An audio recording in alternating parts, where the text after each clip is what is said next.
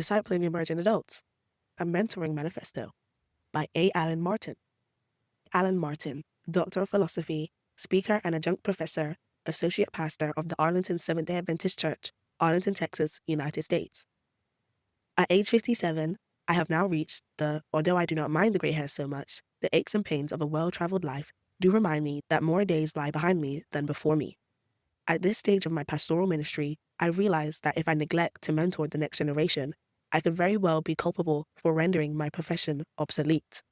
On many fronts, pastoral ministry challenges are daunting. From my vantage point, this is especially true when it comes to emergent adults, aka young adults. When graduating from high school, half of them will drift away from our faith communities. While many of them may still endorse faith in the person of Jesus Christ, some will indicate no religious affiliation at all. The 20-something years are filled with major transitions and decisions during which young adults shape their future. The local church is experiencing a fading influence in the looming generations and potentially more alarming in our own young adult children. What's needed to be effective? Methodologies and strategies so far have had limited success in stemming the hemorrhaging of young people from our congregations. Much of our current ministry practices remains unchanged. The contemporary context that emerging generations face continue to grow ever more complex. At the same time, the typical local church remains committed to traditions that have little to no current relevance to young adult life. Scott Cormode cautions, the church is perfectly calibrated for a world that no longer exists. Dear fellow pastors, my hope is that you and I will bravely investigate and deal with these realities with spiritual boldness.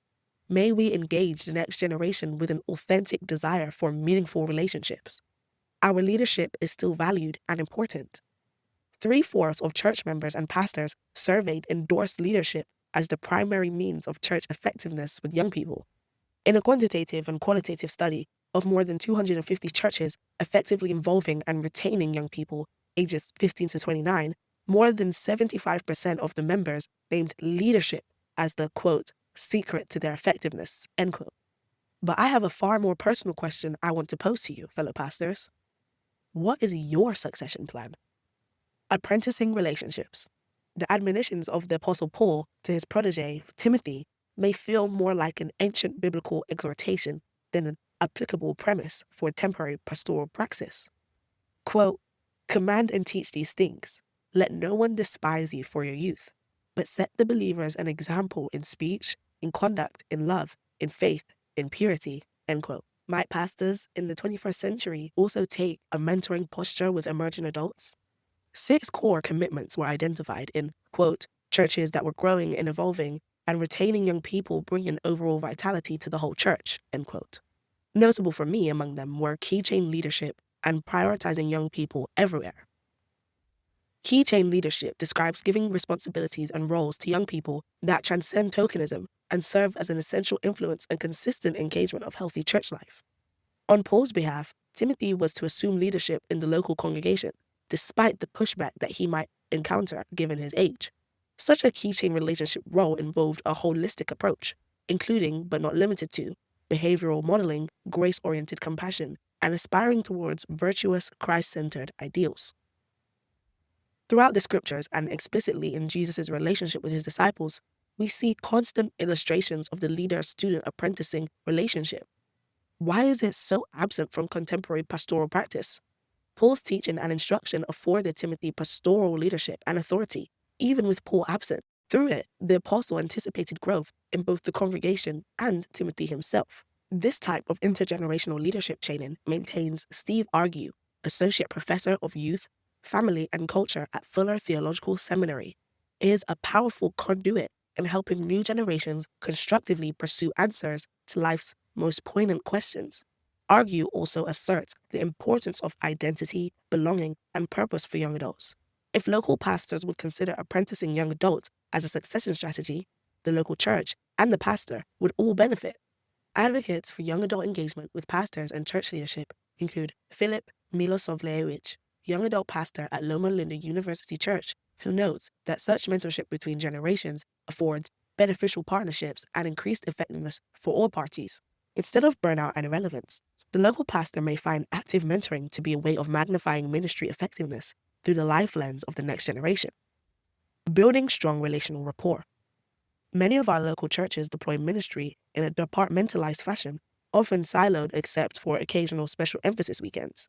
While such a structuring of age groups does offer some benefits, the practice has left many of our churches languishing in their sense of community and connection.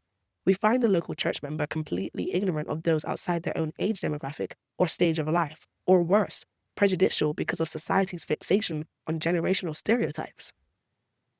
Given the increased complexity that emergent adulthood poses, young adults may feel alone, neglected, or even abandoned.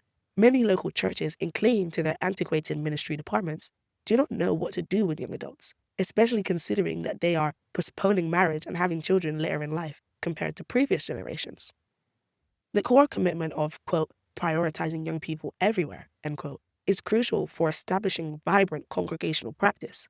Often, such next generation engagement gets relegated solely to youth ministry, if any young adult ministry does exist at all. Often it may be restricted to singles ministry, with its intrusive question of marital status being the only point of conversation.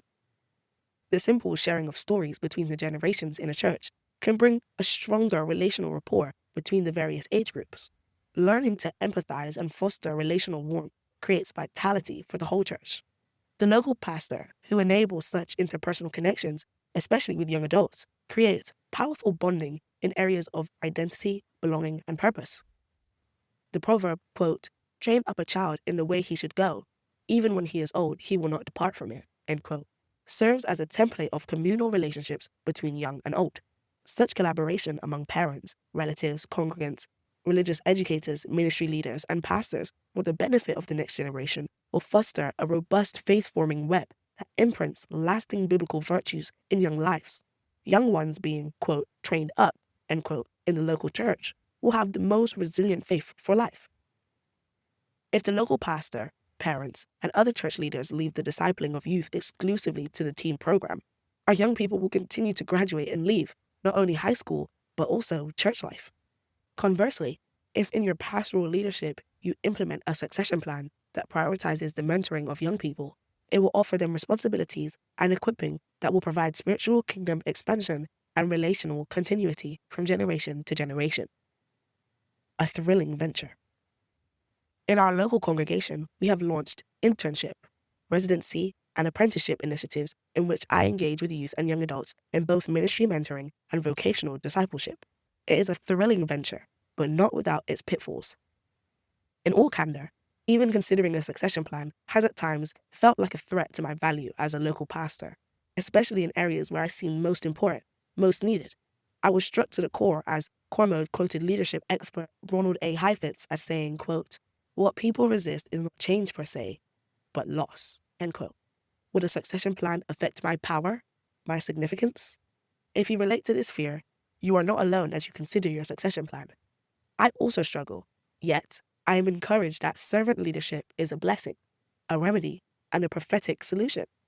As the Apostle Peter declared, quote, and in the last days it shall be, God declares, that I will pour out my spirit on all flesh, and your sons and daughters shall prophesy, and your young men shall see visions, and your old men shall dream dreams, even on my male servants and female servants. In those days I will pour out my spirit, and they shall prophesy, end quote.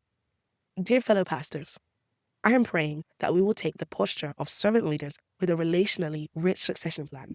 I am anticipating the powerful Spirit of the Lord being poured out on all generations, fueling the next generations to succeed.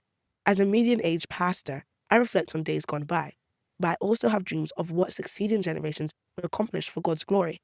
In these last days, may we enact a ministry succession that mentors and empowers our sons and daughters until the day of His promised return. For bibliographical and biblical references on this article, and for much more content for pastors and church leaders, please visit ministrymagazine.org.